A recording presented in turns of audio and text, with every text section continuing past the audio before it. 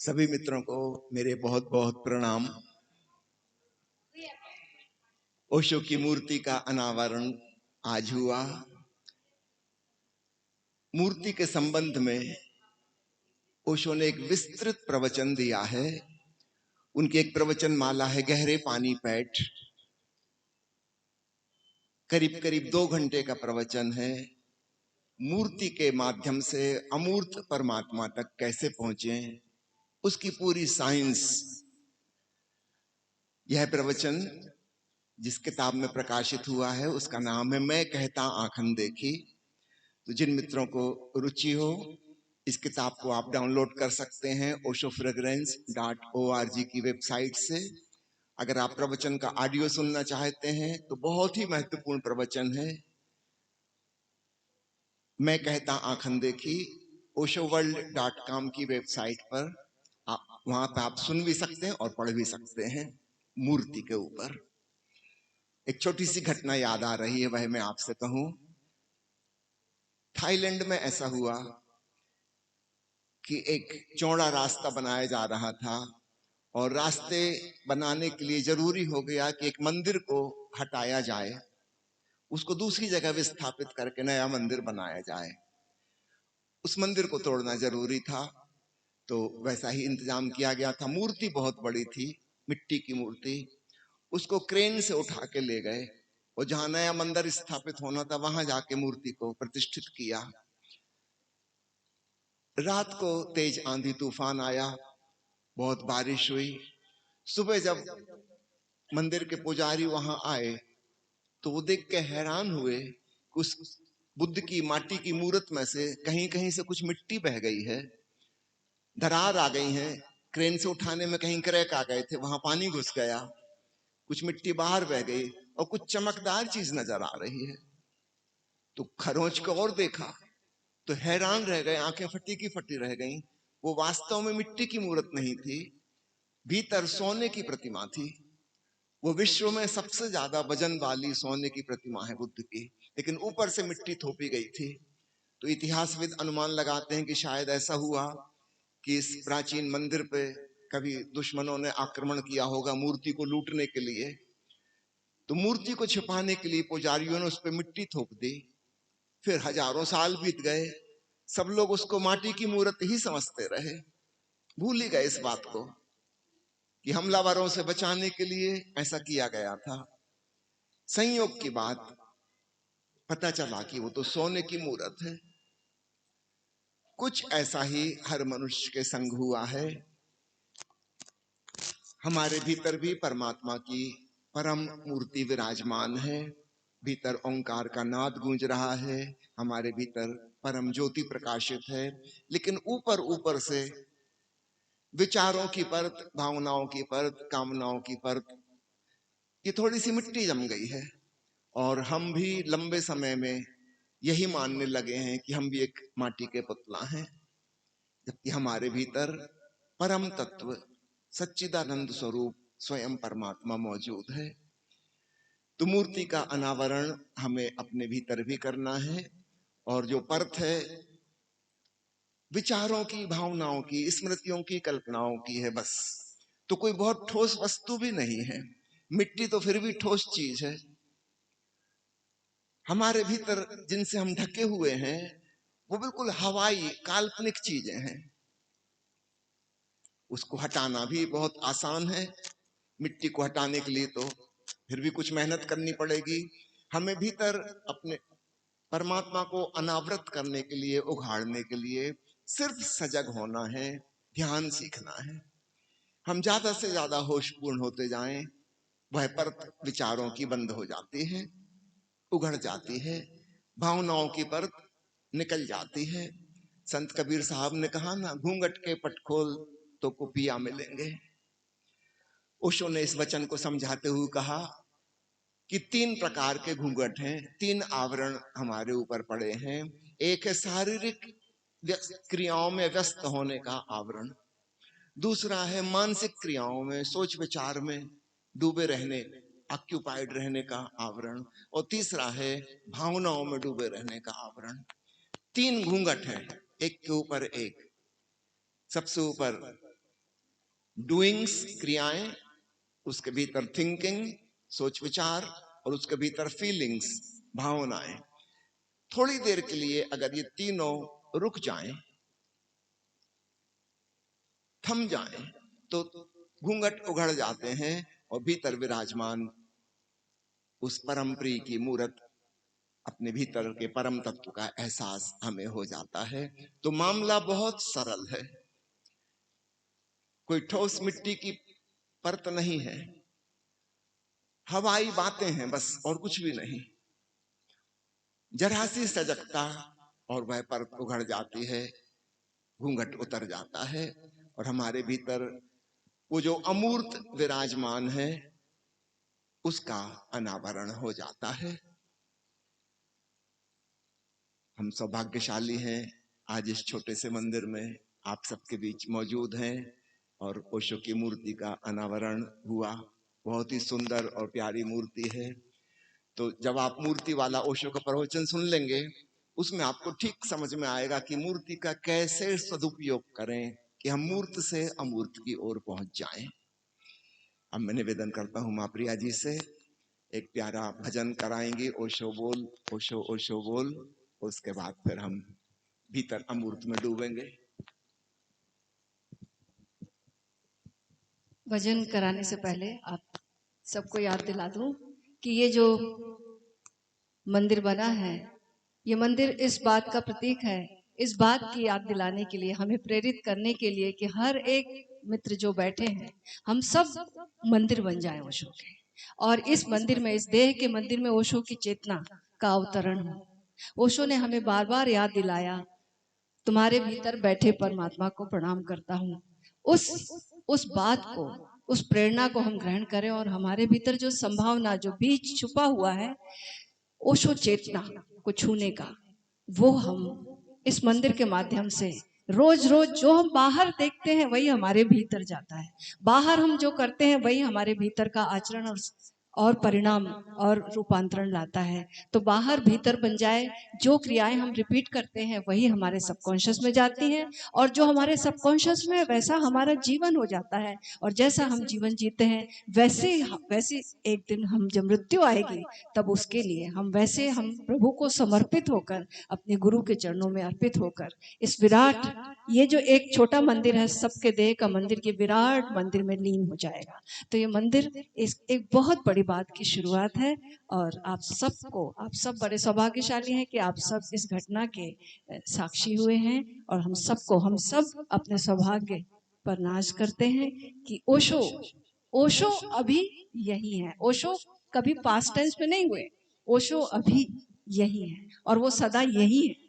बस हमें यही होना है। बस हम कहीं होंगे तो हमें ओशो महसूस नहीं होंगे, चाहे मंदिर में बैठ जाए तो भी नहीं, हमें अभी और यही होना है।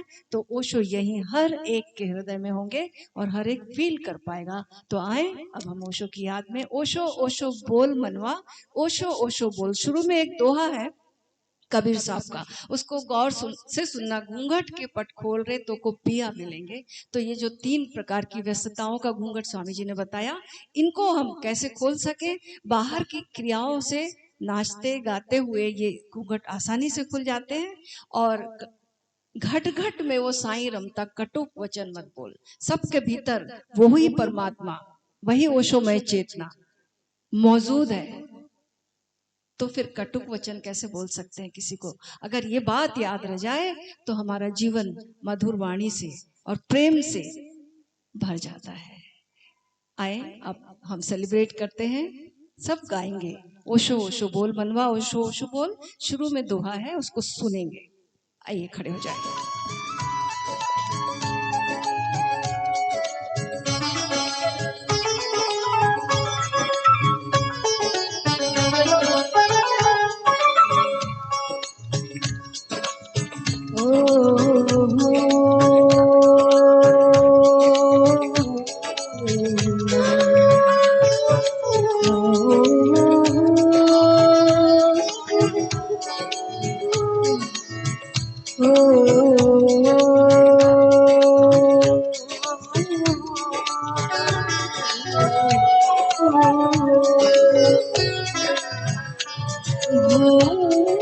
घूंघट के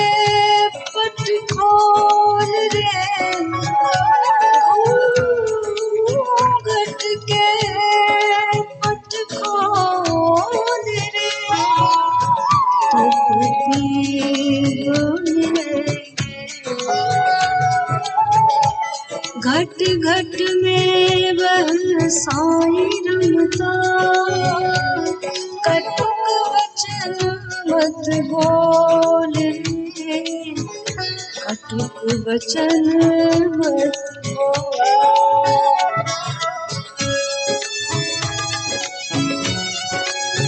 सभी मित्र आंखें बंद करके नाचेंगे, बंद आंखों से अपने भीतर झांकते हुए।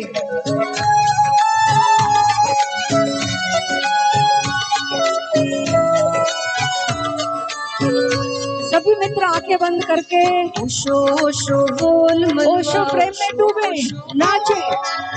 सभी गाइए ओशो ओशो बोल, ओशो ओशो बोल मनवा, ओशो ओशो बोल, ओशो ओशो बोल मनवा, ओशो ओशो बोल, ओशो ओशो बोल मनवा, ओशो ओशो बोल, ओशो ओशो बोल मनवा, ओशो ओशो बोल।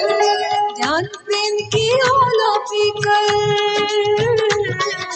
ध्यान प्रेम की आला पीकर मस्ती में तू डोल मनवा, ओशो ओशो, ओशो ओशो, ओशो ओशो बोल मनवा, ओशो ओशो बोल, ओशो ओशो बोल मनवा, ओशो ओशो बोल, ओशो ओशो बोल मनवा, ओशो ओशो। सभी मित्र बोलेंगे ओशो ओशो बोल मनवा, ओशो ओशो बोल।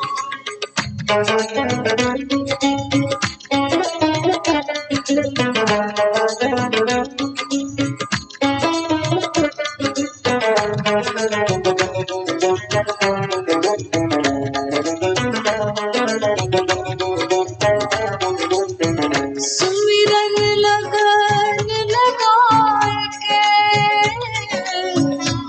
मुख से कछु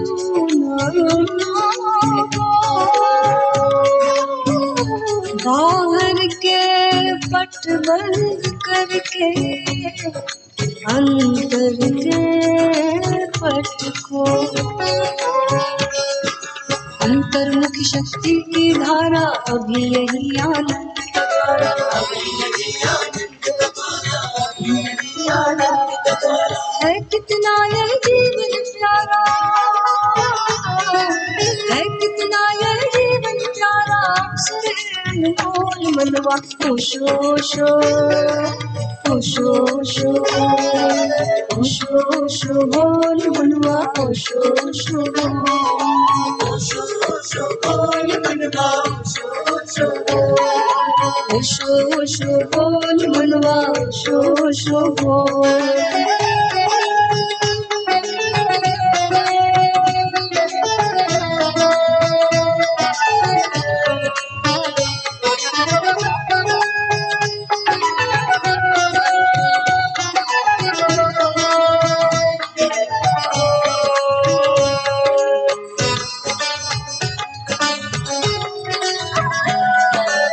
चलती चौकी देख कर दिया कबीरा, दो पाटन के बीच में साबुत बचाना हो, साबुत बचाना हो। वो पकड़े है कुल किनारा, वो मानुष उलझन में हारा, वो मानुष उलझन में हारा, वो मानुष उलझन में हारा। जीवन है एक बहती धारा, जीवन है एक बहती धारा, राम नाम रस घोल मनवा, ओशो ओशो, ओशो ओशो, ओशो ओशो बोल मनवा, ओशो ओशो, ओशो ओशो बोल मनवा, ओशो ओशो, ओशो ओशो बोल मनवा, ओशो ओशो, ओशो ओशो बोल मनवा, ओशो ओशो।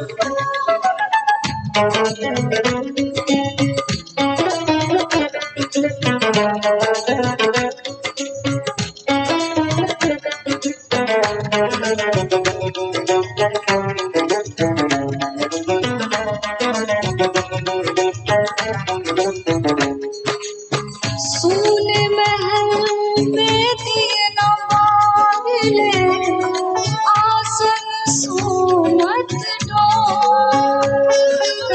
कहे कबीरा नर भयो है बाजत अनहरो बाजत अनहरो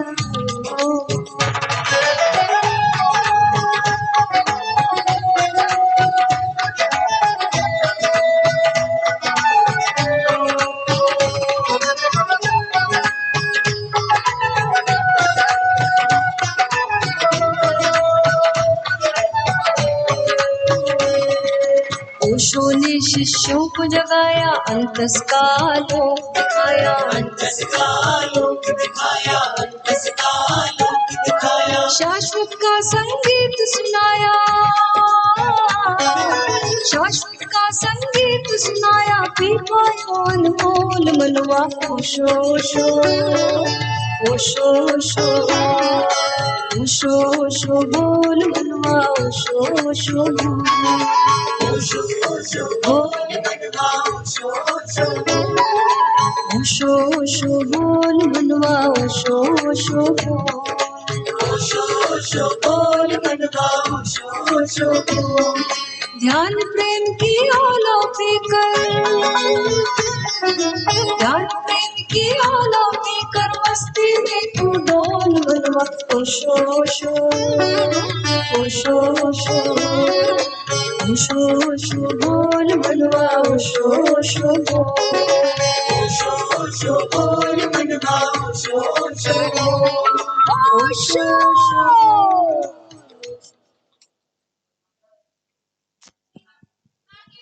सभी शांत बैठ जाए सभी शांत और मौन बैठे बिल्कुल सन्नाटा छा जाने दें और ओम का गुंजार करेंगे आंखें बंद और मुंह भी बंद प्लीज 5 मिनट के लिए शांति सभी मिलकर ओंकार की गुंजार करेंगे अपने भीतर दोनों भौहों के बीचों बीच दृष्टि को जमाकर ओम की गूंज ओम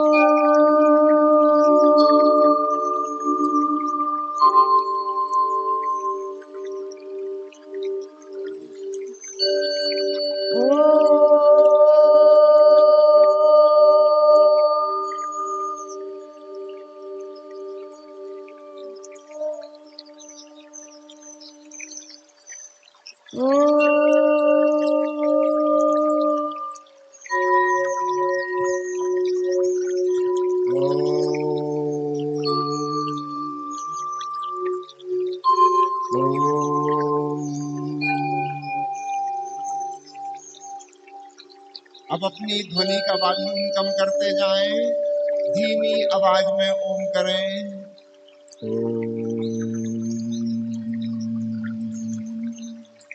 अपनी ही आवाज गौर से सुने।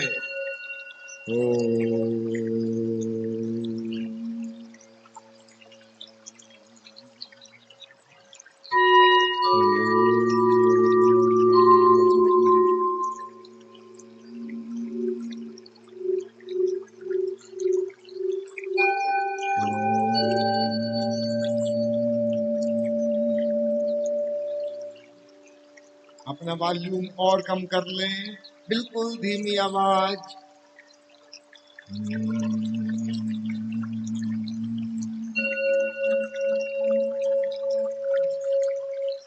अब संगीत का वॉल्यूम भी कम कर रहे हैं, घंटी की आवाज धीमी होती जा रही है।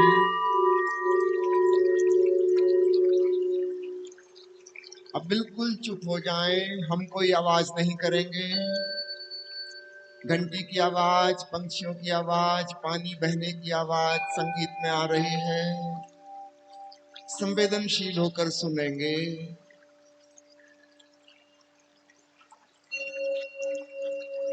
संगीत का वॉल्यूम और कम, सजगता और बढ़ जाए। धीमी सी धीमी आवाज भी सुनाई दे।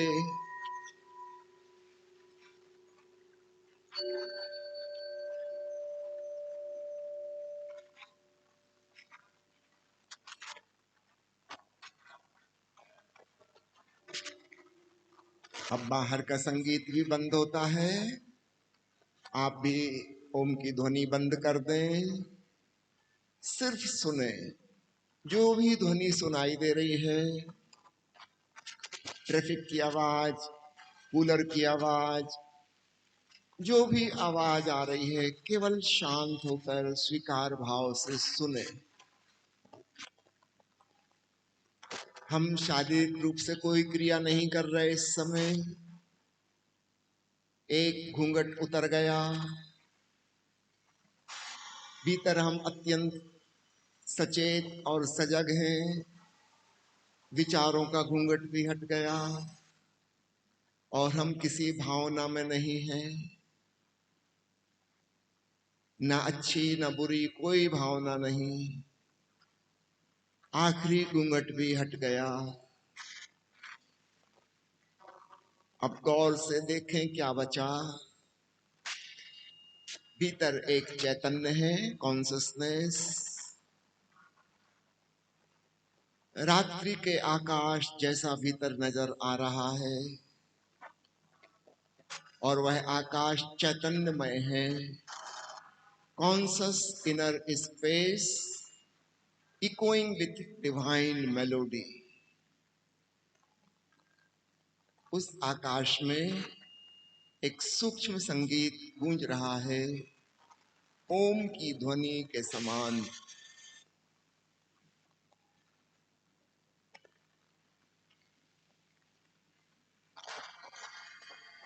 यह ईश्वर का स्वर,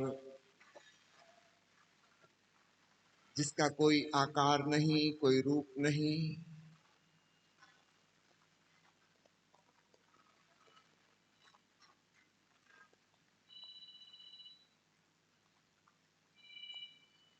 ओम मंत्र का जाप करते करते हम उस शून्य के संगीत को, महामंत्र को, वास्तविक ओम को सुनने लगे। हम कुछ भी नहीं कर रहे। सुनना कोई क्रिया नहीं है। श्रवण तो अपने आप होता है। हम कुछ न करें, श्रवण की घटना अपने आप घट रही है।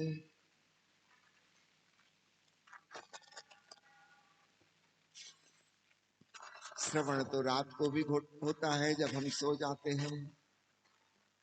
कोई आपका नाम लेके पुकारे तो आप उठ जाएंगे, इसका मतलब नींद में भी आप सुन रहे थे। तो श्रवण हमारी क्रिया नहीं है, एक प्राकृतिक घटना अपने आप घट रही है।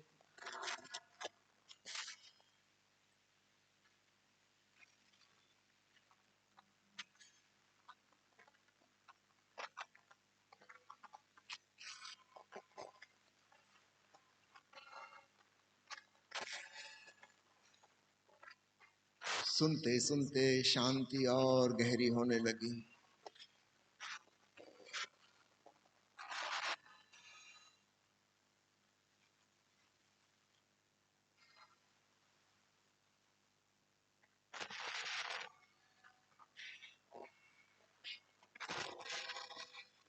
भगवान महावीर ने कहा है, जिन्हें श्रवण की कला आ गई उन्हें कोई अन्य साधना करने की जरूरत ही नहीं।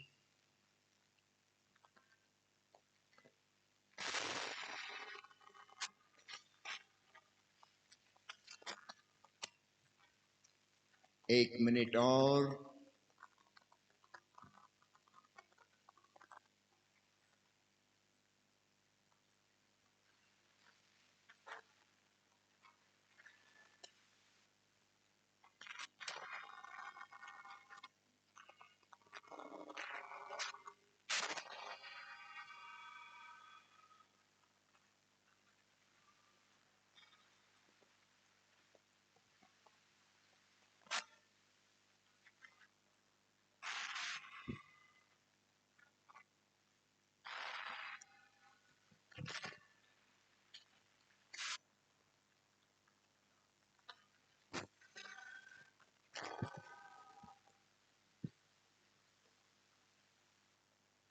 भीतर निरंतर एक प्रकाश छाया हुआ है। यही आरती है। बिना ज्योति, बिन बाती, बिन तेल की आरती भीतर हो रही है। और ये जो आकाश है भीतर, अंतराकाश,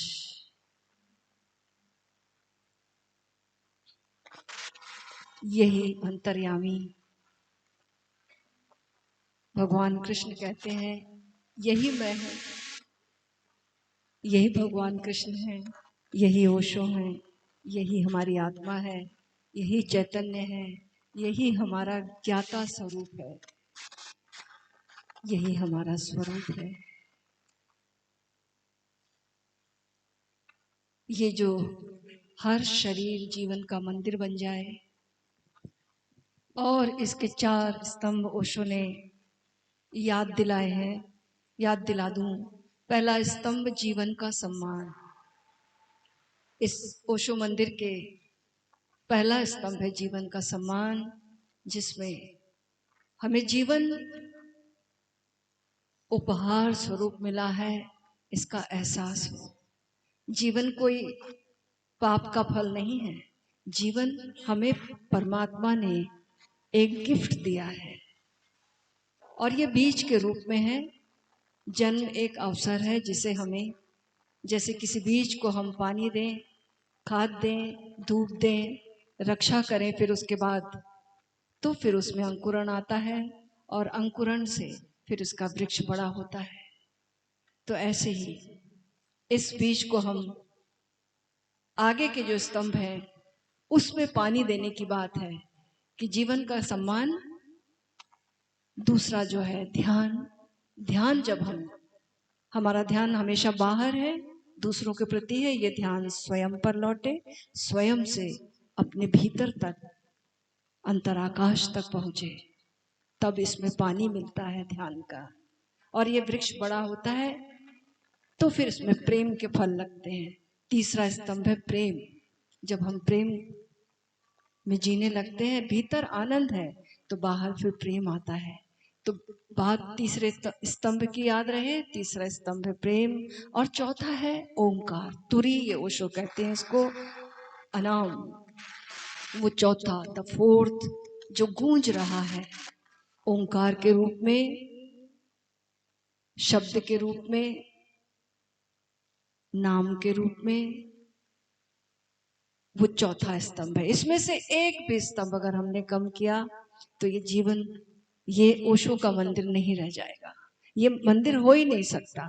ये चारों बातें, जीवन का सम्मान, ध्यान, प्रेम और ओंकार, जब हम इन तीनों की साधना करते हैं तो हमारे जीवन में ओशो मंदिर का निर्माण होगा और हमारे भीतर ओशो जैसी प्रतिमा हम बन जाएंगे और हम जीवन से धन्य हो जाएंगे।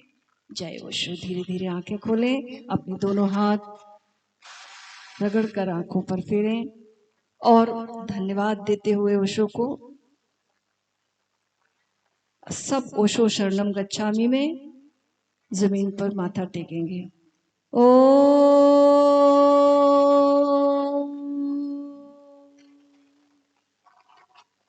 ओशो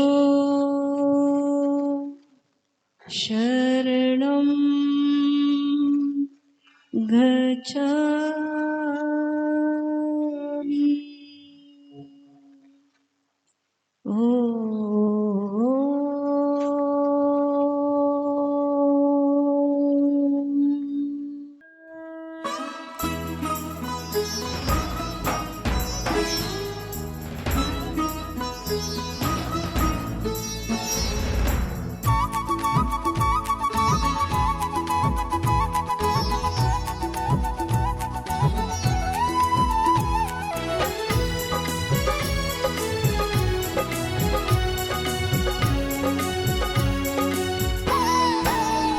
सूरज की तरह नभ में तुम जगमगाते